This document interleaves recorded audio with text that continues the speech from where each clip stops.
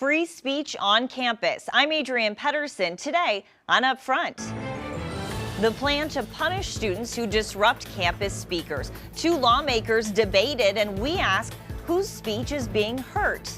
Plus, the Democrat who says there's a path to victory in the heavily Republican 5th Congressional District. And in general, the level of interest is a lot higher now in politics than I think it has been in the past. what's driving student interest in politics. Taking on the issues important to Wisconsin. This is Upfront with your host, Adrienne Pedersen. Thank you for joining us. It's a hot topic in higher education. Should students who disrupt speaking events on campus be kicked out of school? That question is at the center of the campus free speech debate here in Wisconsin. The issue here goes back a few years to 2016, when a group of protesters shouted down conservative speaker Ben Shapiro in his appearance at UW-Madison. Republican state lawmakers went to work on a bill that would allow UW to punish students who disrupt campus speakers. Republicans recently reintroduced that bill. And right now, UW regents are working on a rule that would allow suspension or expulsion of students who disrupt speakers on multiple occasions. We're looking at the issue today with two state lawmakers. Republican Dave Murphy of Greenville, he's co-sponsoring the Assembly Free Speech Bill. Democrat Greta Neubauer of Racine opposes it. So they're both joining us now for a debate. Thank you both for being here. Thanks for having us. So Representative Murphy, I want to start with you.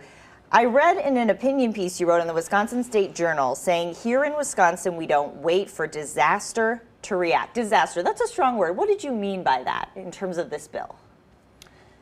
Well, I think, Adrienne, that when you look at free speech, I mean, it's the First Amendment.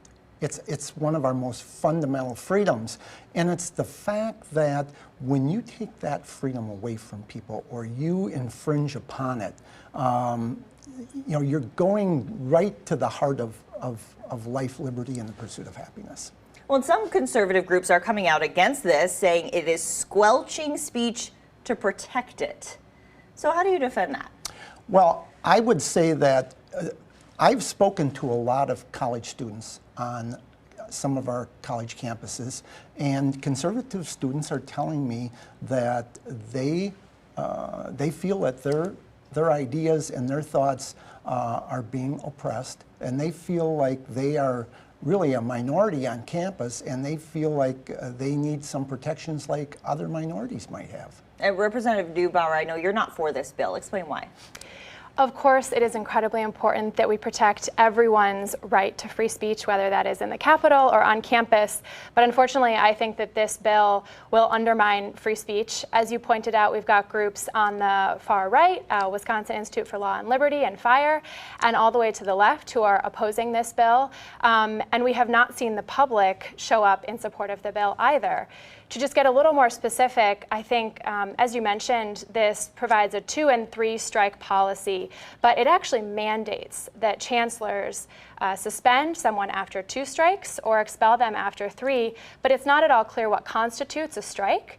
So it's vague and I think would be difficult to enforce and potentially unconstitutional, as Regent Ed Manydeeds raised that concern. The last thing I'll say is that chancellors right now have the ability to determine appropriate action if they feel someone's free speech has been violated. So they have the right to suspend a student or expel a student.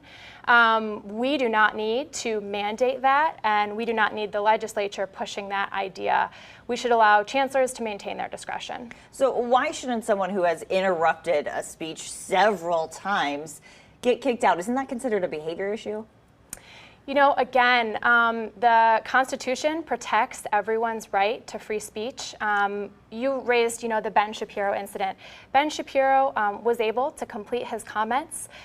Protesters did express their viewpoints and then left of their own accord, and he was able to proceed with his comments. So I don't feel that we should be stepping into really murky waters, potentially creating rules that are unconstitutional for fear of something that is not a problem right now in the state of Wisconsin. And I'd just like to say, no student would be suspended for one incident. That wouldn't happen. The law doesn't say that. Also, this policy is very similar and is modeled after the free speech policy at Yale University, at the University of Chicago, and these are some of the most prominent universities when it comes to protecting free speech rights. When I looked it up, UW-Madison already has a 15-page document outlining protest guidelines. So why do you think a law then is necessary on top of that? Well, you know, it's interesting, Adrian, because we brought this bill in the last session, and many times people would tell us, well, this isn't necessary, the Board of Regents will do it. Well, now, as the Board of Regents looks like they're going to put this in place, Governor Evers says that he will not sign on to it.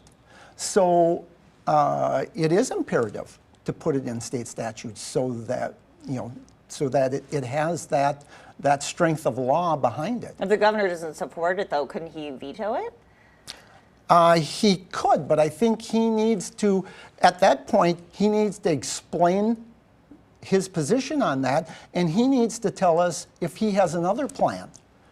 Governor Evers, do you have something better in mind than what these other universities like Yale and the University of Chicago have put into place? Representative Neubauer, how do you make sure that there is still diversity of thought when you don't agree with protesters going up there and trying to kind of shut down an event or interrupt an event several times? How do you make sure that everyone still gets their voices heard then?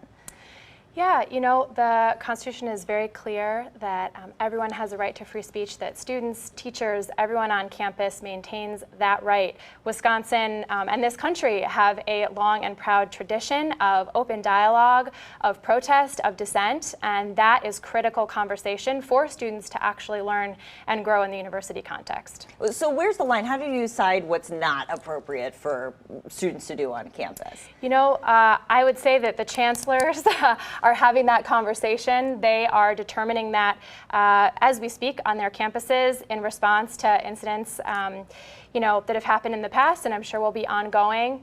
As I said, Ben Shapiro was able to finish his speech, right? Student protesters left the room, and he was able to continue.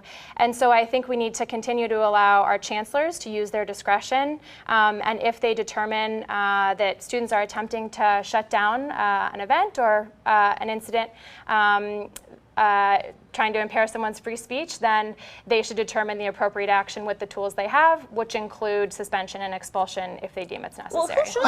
Well, Adrian, what I'd like to say is, if you look at the Ben Shapiro situation, it's not just Ben Shapiro's right to speak, it's the audience's right to hear him and to listen.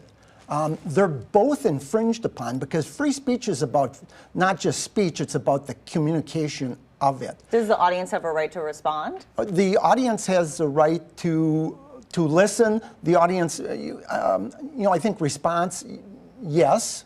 I think there's certainly a sort of a gray area there. A response, applause is a response. If you jeered, that's a response.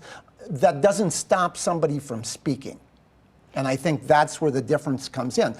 And there's a difference between disruption and demonstration. And I stood in front of a large group of college students that came from all different campuses, and they asked me about this, and I said, you know, there are lots of ways to demonstrate and protest. If Ben Shapiro is speaking and I don't like what he's saying, I can pick it outside, I can hand out leaflets, I can try to find another speaker to come in and give the opposing point of view, and there's probably a lot more that I'm not thinking of, but there's lots of things that you can do besides stopping Ben Shapiro from getting his point of view out. So what do you consider a disruption that should face punishment?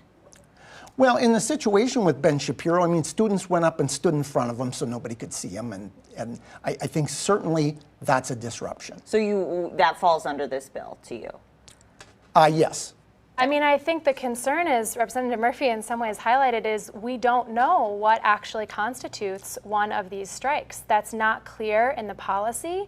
And so saying that 2 strikes mandate suspension or 3 strikes expulsion, when it's not at all clear to anyone what would constitute one of those strikes, I think is really problematic. Well, thank you, Representatives Neubauer and Murphy. Thank you for being here. Thanks for having us. Thank you, Adrian. Well, coming up later on Upfront, another story from campus, the Trump effect on students. There is one, and it's not what you might think. But first, the Democrat competing in the 5th Congressional District. I'll ask Tom Palzowitz how he can possibly win. That's coming up next on Upfront. Upfront, brought to you by WPS Health Insurance.